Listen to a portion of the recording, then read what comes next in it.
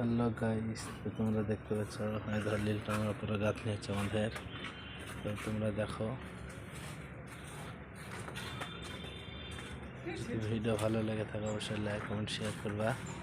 এই দেখো লিলটন দেওয়া হয়েছে এবং গাঁথনি হচ্ছে। এই দেখো, তো দেখতে থাকো তোমরা ভিডিওটাকে। তো চলো মিস্ত্রি আজ কতটুকু কাজ করেছে বা গাঁথনি করেছে চলো দেখাই তোমাদেরকে। দেখো মিস্ত্রি আছে, এদিকে লেবারও মশলা দিচ্ছে।